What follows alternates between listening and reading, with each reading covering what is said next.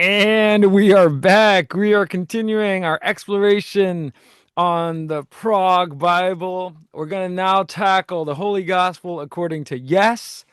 Yeah. So let's begin with Yes. Let's talk about perhaps one of the greatest bands of all time. But in Oh my progressive rock, oh my goodness, they're um man. Well, I'll throw it to you. Where do we start with Yes? Okay. You got to go back to the early albums of Yes. I mean, you want to bring up the discography because my mind Yeah. I don't go. There was a guitar player before Steve Howe called Peter Banks, who was amazing. Mhm. So if you bring up the discography, it'll tell you what albums that he was on. I know he was on Yes's first album, and then I think he was on Time in a Word, Mm. and then he left, and then Fragile is when Steve Howe began. But um, I recommend those albums. 1969, they came out. It came out in 1969, the first Mhm. Yes album with Peter Banks on guitar. Now, it was them trying to feel out themselves. They weren't really they weren't like Yes yet, you know? Well, I was gonna say because it's funny. I'm not saying they're bad albums, like no, but yes, Time in a Word and the Yes album, they're good. Yeah. Um, and it's funny because on the Yes album, I think it was one of their first critical successes. Now with Steve Howe on I'll the tell you Yes. right now, Steve Howe entered. Yeah. Yeah, And it's on the Yes album. it's a great album. Like I Yeah. definitely, I remember the song, The Space Trooper. Yeah, and I think that's 1970, I Yep. believe. And I think Yes. yours is no. I've seen All Good People You're became a hit, yeah, it's a and great one. the album's good, but they do not reach prog rock. They don't write their Fragile. gospel until Fragile. Yeah, that's where it gets big. But I would And say, by the way, the first album, Fragile, to feature the keyboardist oh, Rick Wakeman. Rick Yeah. Wakeman. So, but you gotta go back and you gotta listen to Yes, first album, Time in a Word, and Peter Banks and God, why am I messing his name up? Who's the keyboard player? Tony K. Tony K. Mhm. So Tony K is a And then great, Peter Banks was the electric guitar yeah. player He before. was the first guitar player, and he was really good, way different than Howe. So you got to listen to them and listen to Tony K's keyboard parts because they're really good. They're really amazing. And a lot of people don't. A lot of people forgot that. That's looked, unless you're a diehard Yes fan, you're not going to hear time in a word. No one's going to play that. No, and I think they just begin at the Yes album because I've seen all good people enters the classic rock circuit. Oh, yeah, yeah, But definitely. that's it. You're right. But I would say, yeah, it's essential listening. It's like yes. If we ever in the future do an episode, yes, it'll be like prehistoric, yes, Yeah. because obviously, it builds to when they write their gospel, starting with fragile. There's a song called No Opportunity Necessary. And then there's a song called Astral Travel on Time and a Word. It's amazing. It's really freaking amazing. I recommend it. So we can't talk about Yes without bringing up Tony K and Peter Banks. That's like the John Rutsey of Yes. Those are the Hmm. guys who, Hmm. they formed the band with. So then, you jump to Fragile, and that's what put them on the map because Steve Howe joins. Steve Howe brings in jazz, classical, and I'm gonna say blues, but almost like a Chet Atkins kind of blues, like that real cascade kind of real fast picking kind of sound where it's bluesy, Mm. you know. He has a clean tone, but it's also raw at times, you know. Um, So just a brief history about them. Anything you want before I get into the nuts and bolts about them? Anything you want to talk about them, your opinion of them before we dive Uh, on into yes. Yeah, anything you want to throw in before I get into the I think nuts and it's just bolts? one of the greatest bands. I mean, just fragile and close to the edge, essential. Yeah. Okay. I'll dive right in. So members of the band, they started in London in 1968. Peter Banks on guitar, Chris Squire on bass, John Anderson vocals, Bill Bruford on drums, Tony Kaye on keys, Rick Wakeman on keys, Patrick Moraz on keys. Who is that guy? He's some Dutch guy. You know, Steve Howe on guitar. Then much later on, Trevor Rayburn on guitar and Trevor Horn on vocals. And I'm missing another keyboard player, I think, who played on drama. The Hmm. guy who played in Asia. I forget his name. Forgive Oh, me. is he the Dutch guy? No, no, no, that's the Dutch. The Dutch. No, that's Take the Patrick Dutch Moore. hated away. Oh, I'm so sorry. I forgot that keyboard player from Asia. Oh my God, I should be shot. I didn't put him in here. Dude, the amount of times that you got me shot, man. I know. The style of music, complex songs, musicianship. There are once again, like ELP, their arrangements are amazing. Extended songs, how they extended the songs Hmm. with concepts. They focused on instrumentals, but they had a commercial sound for the radio, like ELP. Sophisticated compositions, Yeah. classical symphonic influence, classical structures, um, and forms, and that comes from Rick Wakeman. He was a virtuoso keyboard player who went to the Royal Academy of Music. He's another one like Emerson who could have been in an orchestra. Anyone who goes to the Royal Academy of Music in England, It's over. I mean, I think Jack Bruce did. They were headed for symphony. They were headed for an orchestra, Hmm. and they Hmm. chose rock. So that's why these bands sound like that. Highly skilled players. My opinion, the best bass player out of all the prog bands is Yeah, Chris Squire. Chris Yeah, Squire, yeah, really. and it's funny because for all progressive rock nerds, but also rock nerds, Chris Squire ranks as one of the greatest bass players. I mean, his I uh, would say, period. I mean, he I might make mean, it. it'll be debatable because you would have to go against Jack Bruce, Paul McCartney, Geddy Lee, Yeah, but yeah. Chris Squire probably would be some. I think a lot of bass players would say Chris He's in the Squire. top.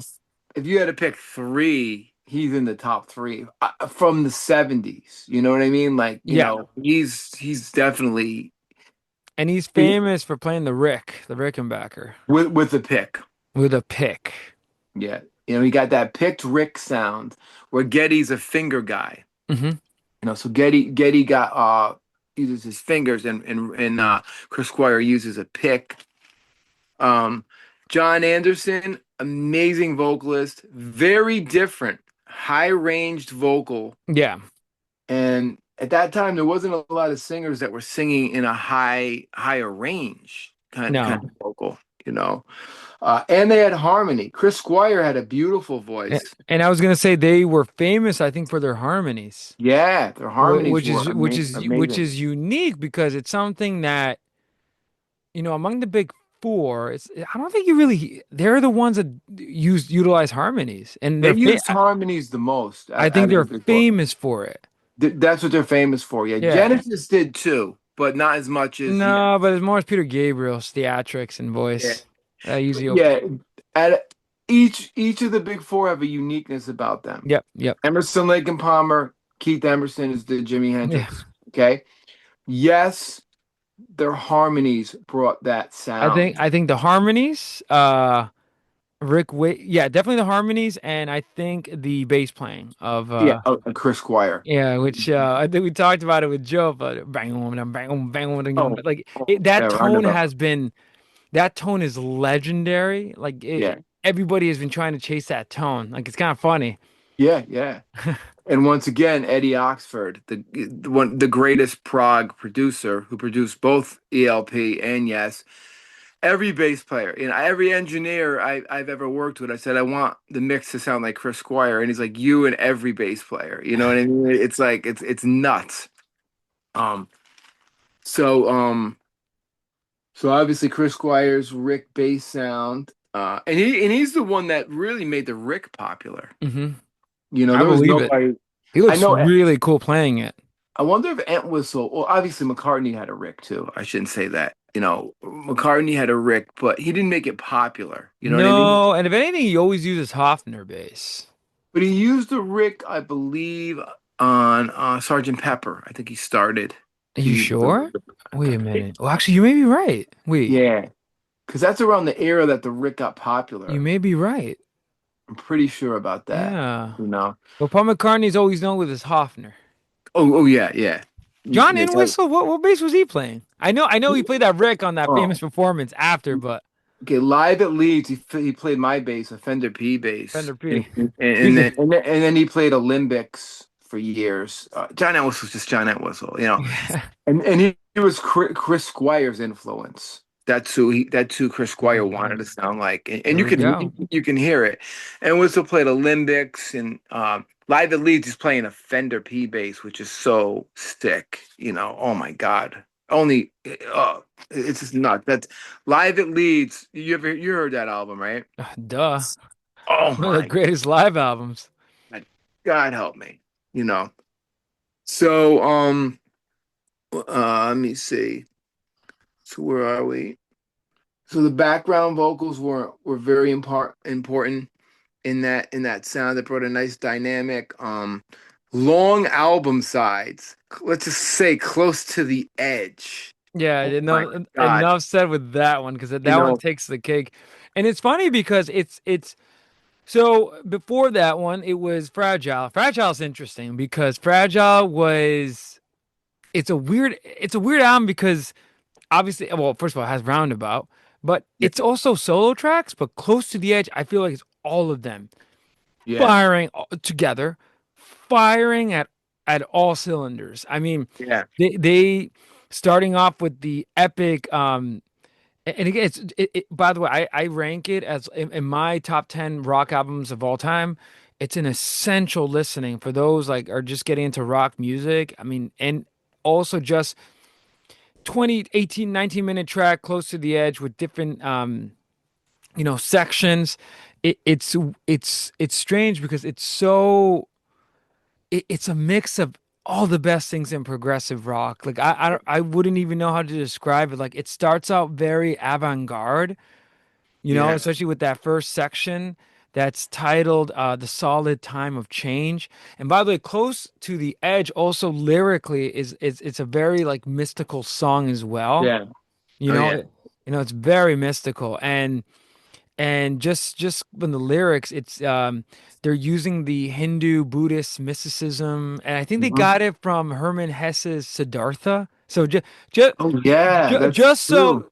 just so you know what they're talking about, Yeah. but uh, and then it just heads into amazing guitar parts by Steve Howe. Wow, wow, wow, wow, wow, wow, wow, wow, wow, wow, wow, Yeah. wow, wow, Yeah. wow, wow, wow, wow, wow, wow, wow, wow, wow, wow. Like, it, Let's talk about like if Peter Banks stayed in the band, it wouldn't sound like that. oh no, dude, because I mean, and within Close to the Edge, you have one of the most ethereal, and I think it's an organ. Like I don't even know what it.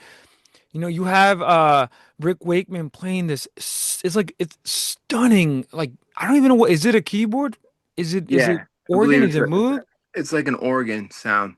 That Dude, right in like, in the 15 or like 13-minute mark, you have the harmonies, you have and I'll be honest with you, and then the rest of the album and You and I is amazing. oh, that's beautiful. Dude, that song is acoustic, it's stunning, it's beautiful. And then you have Siberian Cat It's True, true. Yeah, True, that's it's which insane, ends it insane. on like win like Yeah, it's the this album is so perfect in my opinion, and this is controversial. This is Yes's masterpiece. They never match it again. Like you have, I and for know. this album alone, they write the Holy Gospel according to And we forgot Prog. to bring up somebody who's huge in this band, Bill Bruford. I mean, Oh, Bill Bruford is the backbone of this band. Hmm. Long distance runaround. We talked about this 5/4. That was he was a master of playing the five And four by the beat way, over 4/4. And Bruford, man, he played in a little band called what's that band called again? Oh, UK. Oh, no, I'm sorry. Crimson, King Crimson. King Oh, Crimson. wait a minute, Yeah, but also I'm UK, great. and they No, played with Genesis too. I think he toured with them. yeah. Oh, yeah. I'm fried from the temple today, but uh, Red. How can we No, not? I'm telling you, I mean, Oh my God. I want our audience to realize, like, just Close to the Edge has one of the most. It's crazy. Also, the album cover is beautiful because it's all green, but Yeah, then it's sad because you don't people don't have the full vinyl experience anymore or CD. yeah, So you open it and you're close to the edge of something beautiful, and then yeah. you see the edge and it's like stunning. It looks like a Garden of Eden. Oh yeah. And I'm telling you, it's one of the it also marked the debut of the band's bubble logo. That the band Oh logo, like yeah. the Beatles, is iconic. I mean, Yeah. That's that's true. We talk don't talk about, about that much with. dude. I mean, Yeah. they're That's a one of huge. they're one of the few that have an iconic logo that you see it and any rock fan be like, oh yeah, I know that. Yeah. Um, but I'm telling you, Close to the Edge is just like one of those albums that they wrote the prog rock album. If they did nothing else except this album, like Yeah. they would be good. They will go down in history because just Well, it's like Rush in a way where they let me see. They did Yes, the first album, Time and a Word. Then they did what you said, Yes Songs, right? The third album. oh, the Yes album, I think it's called. Yeah. So they worked to develop a sound. So by the time they did the first two albums, they were they were getting there. Then when they got How on the Yes album, Hmm. they were almost there. They were there on Fragile.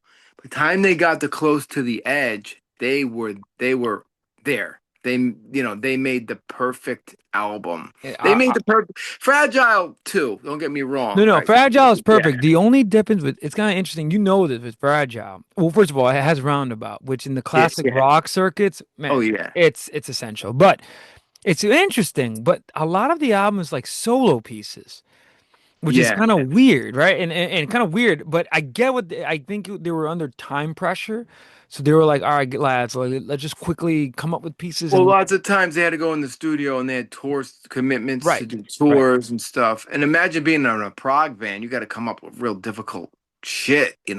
Right, right.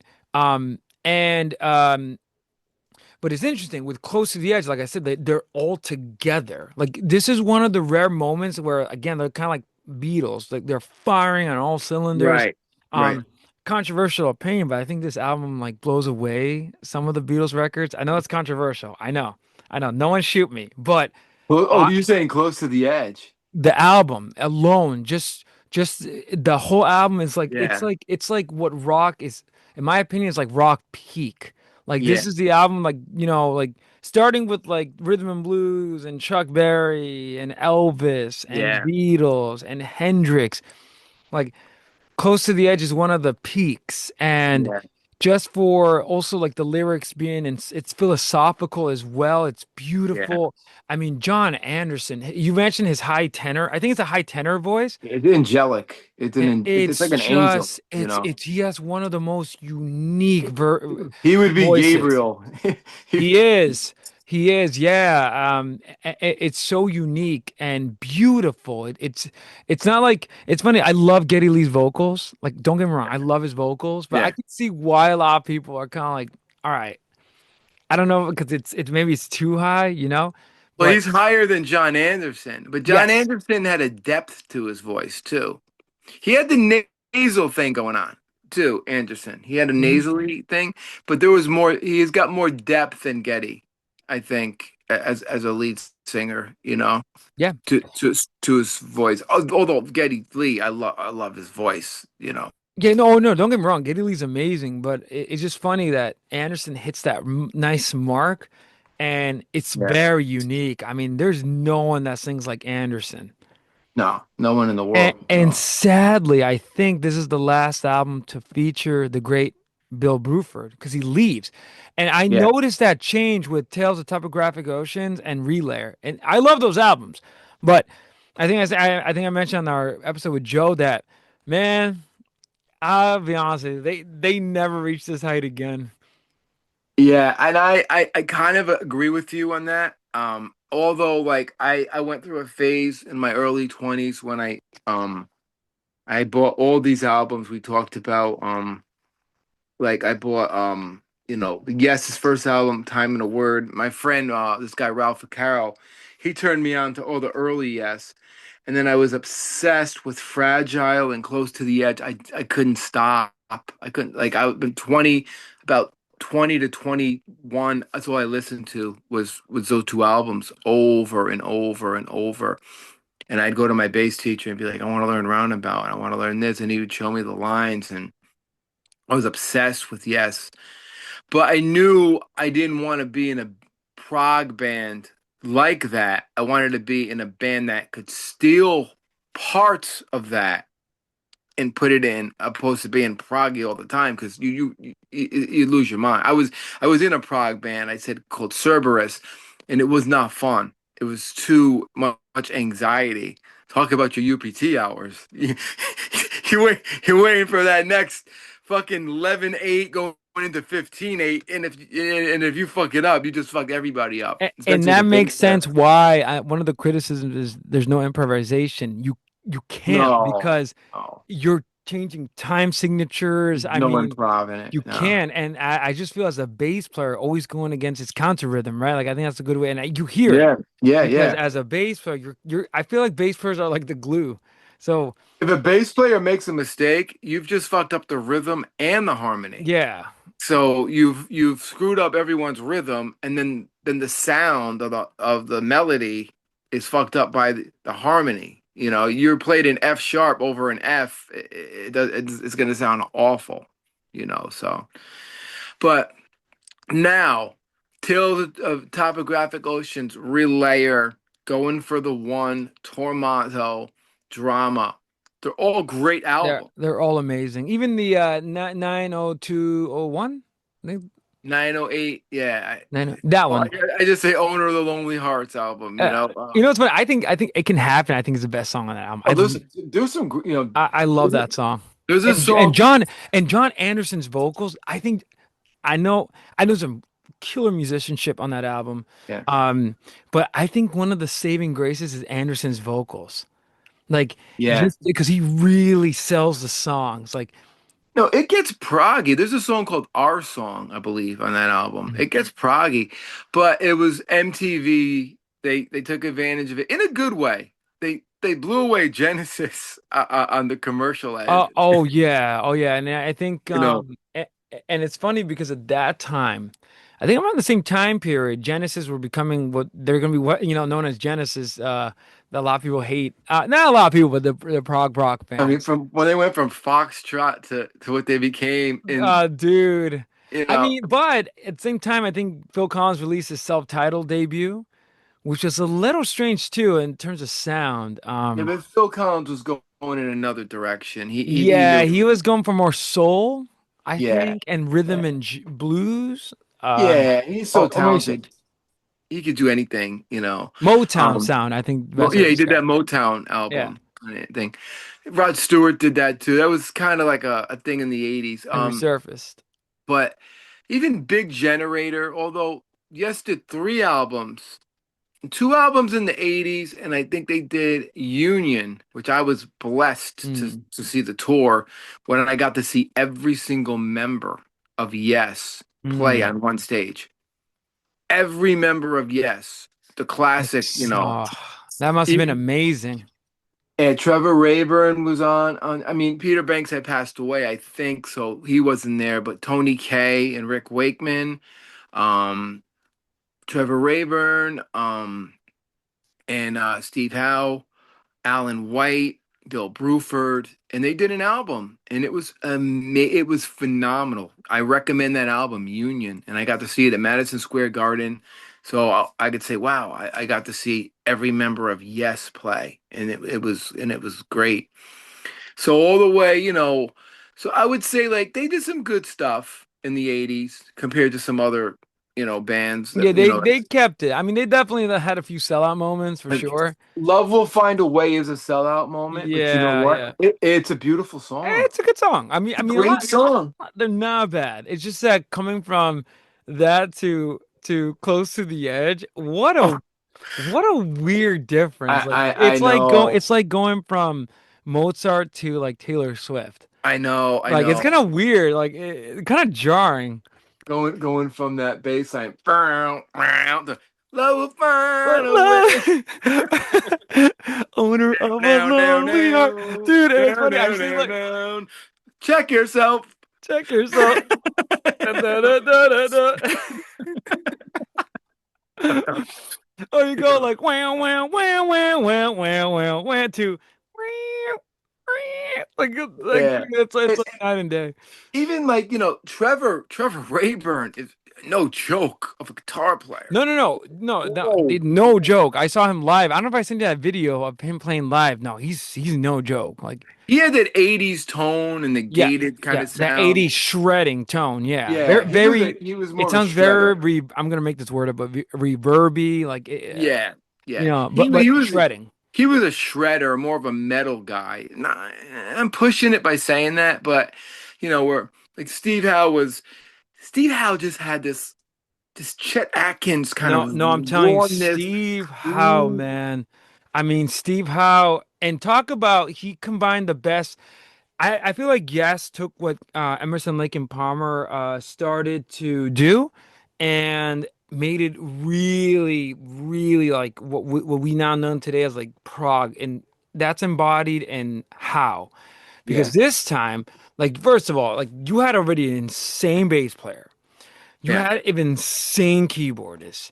You have an insane drummer. yeah. Vocalist. Forget about it. You have one of the greatest vocalists. And then They, you have Steve Howe, who in my book is one of the greatest guitar players of all time. Like just yeah, you can see him play like when you see those like early performances. I mean, and just the fact that he's able to, he's playing rhythm, he's soloing, and his acoustic playing is beautiful as heard on Roundabout. oh, And yeah. he's playing these weird like muted tones and picking cells, Harmonics. And I harmonics. love the fast runs Yeah. that he does. Down, They're down, down, down, clean. down, down, down, down, down, down, down, And down, down, down. I had an album of his probably in the 2000s where he just played acoustic Vivaldi. It was Vivaldi, the Mhm. composer. He did a bunch of classical composers. He did Vivaldi, It- and a couple other people. It was beautiful. It's You on know, YouTube. it's funny on the song why am I blanking out? Uh I'm on vacation when I'm blanking out. On the song And You and I, if you listen to it, it's funny. Yeah, Steve Howe is like experiment. You've heard it like ding ding ding. Okay? Like he's like, all yeah, right, like and then ding ding ding ding ding ding ding ding. Like it's yeah. just funny hearing him like ding boom, like he's like, playing. But man, like just watching the Close to It, the re- Edge it live. reminds me of Alex Lifeson on 2112 when he's tuning his guitar, in that section. Oh yeah, yes. You know. Yeah, yeah, I always love seeing that, hearing that, like the like, Yeah. seeing the magic and like they're actually in the Oh yeah. studio. But Yeah. but yeah, and also like Relayer, shout out to Joe. I mean, that album is no joke. The What is Gates of Delirium. Yeah. fascinating, The Gates of Delirium, and what is fascinating about the album, there's something off. And I say that with so much love because and then I realized, wait a minute, no Bill Bruford, new keyboard player, which keyboard player rocks, and they Oh yeah. get a Yeah. little avant-garde, like a little too avant-garde, which is great, Yeah. which I love because I love progressive rock and I love jazz fusion. I love, It- rock jazz. So I love it.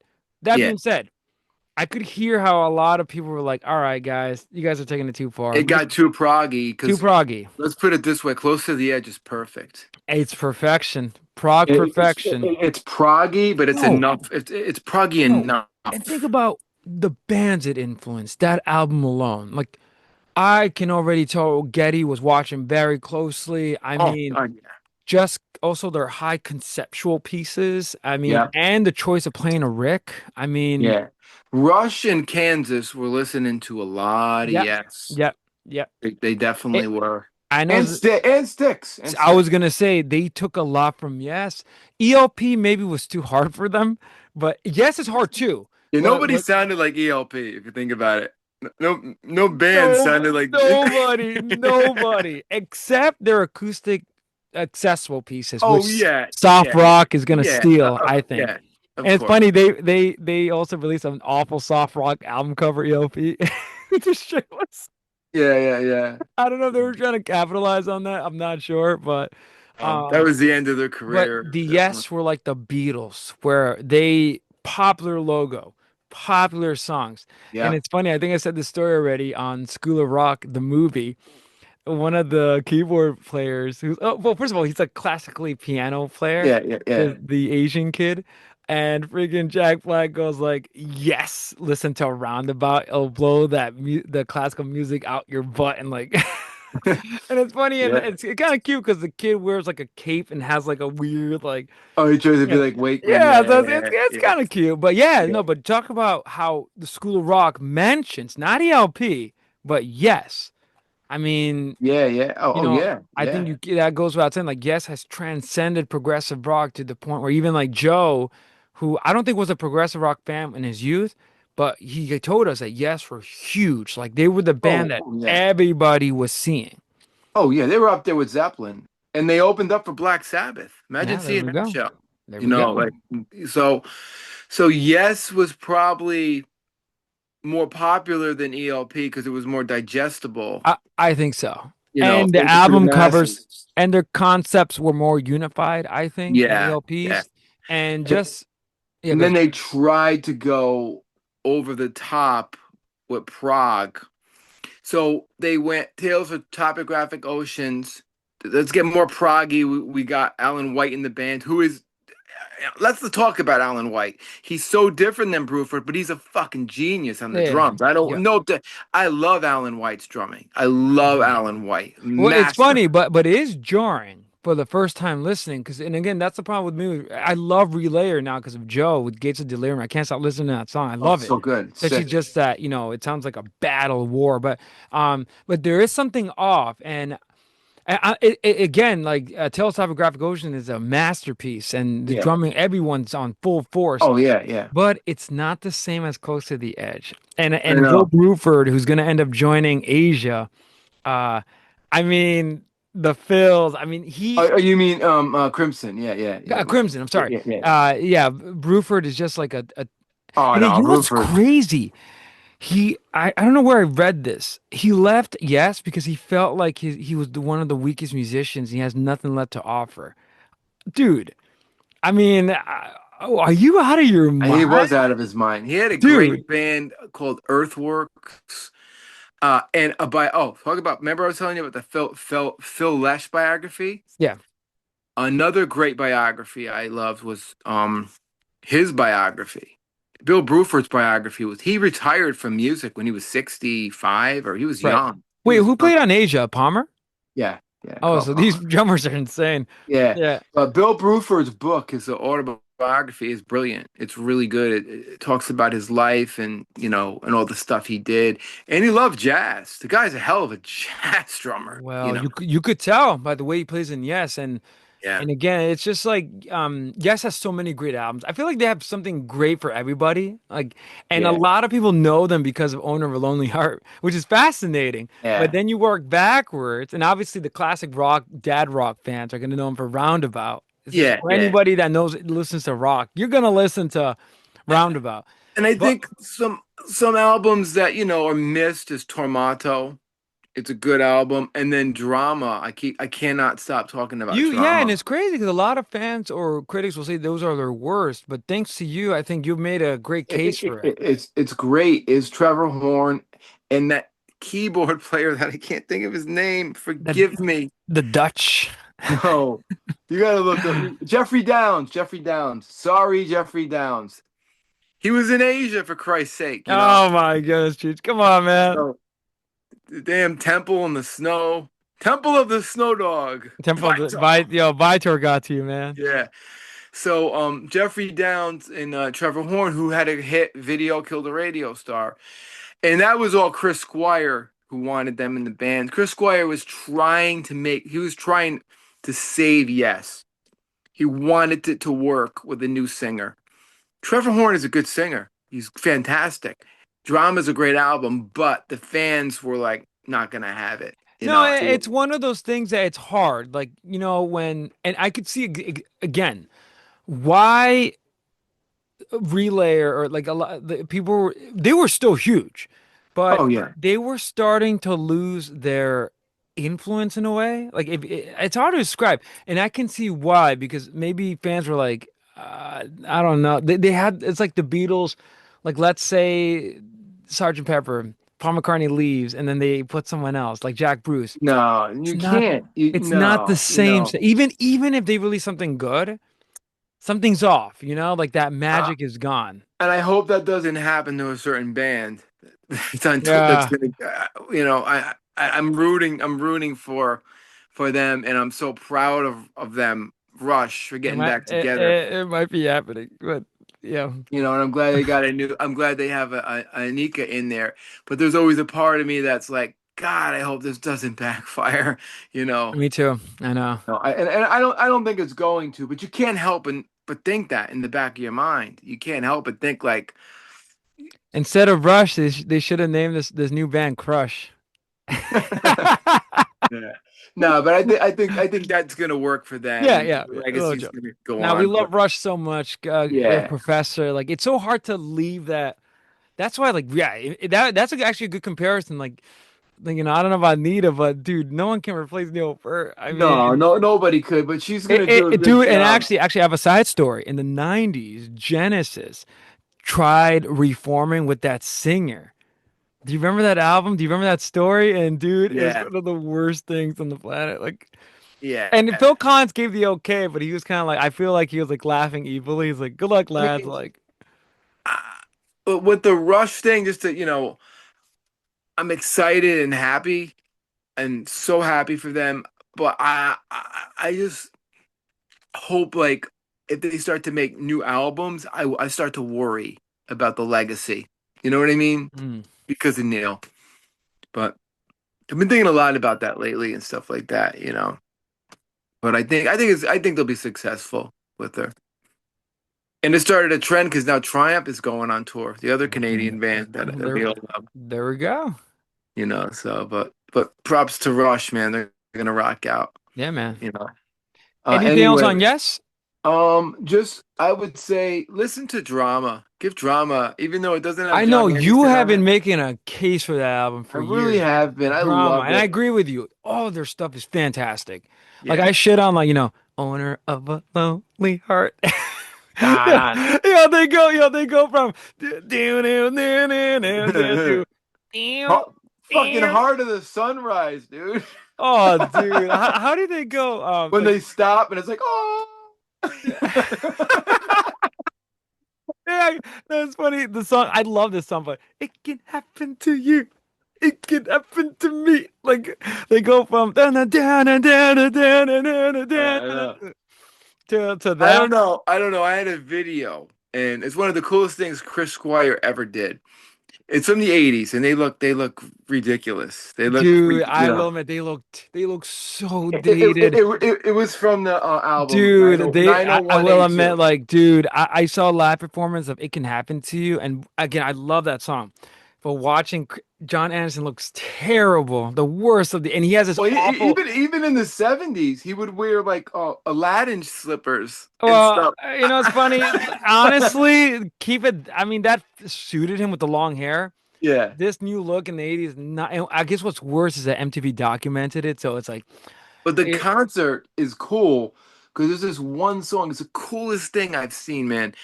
Chris Squire does this bass slide into the note so perfect. I don't know what song it was. All I remember is Chris Squire was like 6'5" and he's dancing and he's playing. And then Anderson is singing and he looks over and then he's like, "Dum," Separate's like the perfect bass slide, but the concert is kind of a little cringy because of the way they look. Yeah. But I feel they like still sound Phil amazing. Collins was smart by putting on suits, like Yeah, I yeah. thought he was a little smarter because some of these 80s like Russia are also guilty of the cringe 80s fashion. Oh yeah, yeah. They Well, that should was me too. You should they see the should shit have I kept wore. it at like moving like I feel like Yes should have not changed close to the edge fashion. Like they should have stayed like that. That was perfection. Like they're fools for like Yeah, close to the edge is and it's a perfection. lesson. Don't try to look cool. Be timeless. Yeah, exactly, You exactly. know? You know, that's Me like giving Yes the greatest band of all time. Like, dude, I'm nobody compared to them. yeah, yeah. And then Rick Wakeman had really long hair and he cut his hair really short at one They point. look, dude, it's Here's cringe. another thing. Check out their solo albums. Oh man, yeah, they have a lot of Um, they have a lot of solo like just I know and just their collaborations with other bands is well, insane. here's the burnout thing. So these bands, ELP and Yes, were getting burnt out because of the music they were making because they had to That makes come up sense. with. So they took a year off to just do solo projects. It makes sense. Chris Squire's album, I recommend, Fish Out of Water. Hmm. Oh my God. Anderson has a weird fucking album. Dude, you need lots of drugs to really even get the concept. Look it up, Manny. It's insane. Uh, Wakeman did was it Henry the Eighth's Wives? He did some really cool shit, cool solo albums. I'm probably saying it wrong. Um, and I don't know if oh, and Steve Howe did an amazing solo album. So so check. I don't know the names of their solo albums. I just know Chris Squire Hmm. because I played that one to death. But I recommend check their solo albums out. I can't stop talking about Drama and Union. Which is the end of Yes. That's where Yes to me ended. Wait, and then they did Anderson, Wakeman, Bruford, and Howe in the late '70s, Hmm. late Hmm. '80s with Jeff Berlin on bass. Yeah, Hmm. okay, whatever. It was okay. It's not Yes, but they were suing each other. But and now they're still going. Joe just saw them, and to me, Split though, because John Anderson plays separate from Yes. I know Yes was at the Capitol with Steve yeah, Howe. Like I to would have me, seen them. Like, I'm about bands should if you're still alive, play together. Roger Waters, Dave Gilmour, come on. play together, guys. Just play together. I know it sucks and you hate each other, you know. Just one last time, because it's not gonna last, you Yeah, know? you do it for the fans. Plant and Page. I mean, they Just they don't hate each just other. don't Just get do it. someone new and start charging like $400. I know. But yeah, like it's a shame that Yes can't just bury the hatchet and say let's do it for the fans and I get it. Believe me, I get it. With a particular band I was in, I would never go and play with them if you paid Mhm. me a lot of money. I get it. So on that side of things, I really understand that. Mhm. But it's sad when you're super famous and you got millions of people that want to see you. Could be a little unfair, I think. Mhm. But anything about Yes, I think we covered a lot, No, man. no. I don't think we missed I think anything. I think we'll close the book on the Holy Gospel of Yes. Yeah, and just the ending point. Yes, Time in a Word, Peter Banks, Tony Kaye. Don't forget those guys because they're the prehistoric Yes in a sense. And don't forget Drama and Tomato, the end of Yes, and then the end of Yes, Union when they're all together. I Mhm. recommend that, and everything else in between. Mhm. Relayer, even though Patrick Morez is Dutch. And the Dutch. There's two Uh, things I hate. I forgot what he said for the first one, but then he's like, and the Dutch. I don't know what the English have against the Dutch. I gotta I am. find that If out. you're English, comment below. Like, what do you have against I the have a good English It friend. must be I history. gotta ask her why. There's It, got mu- to be something in history. They it must have must had a be war. history. It's like I could see why the English would hate Germans. Yeah, of course. But we won't We'll go close there. the book on yes. Yes. So just the name is genius. Yes. Yes. Just a word. It's a simple It's word. crazy. that we use think about it, we use that word every single day without And even realizing they it. use You it for know? their band, and You it's know? more timeless than like Emerson, Lake and Palmer is pretty timeless, but Oh like yeah. yes, yes So is simple. yes. Classic, you know. So that's it. Check out Yes and check out this is the third gospel of the progressive rock Bible. We did Crimson, we did Emerson, Lake and Palmer, and now we did Yes. Check them out. Brilliant band. Love everything about them. Hmm. And you know, I think that's all we got to say. That's it. We'll leave it on yes. Yeah. All right, Yeah. Cheech. I'll catch you in the next gospel. All right, man. 2, 3, 4.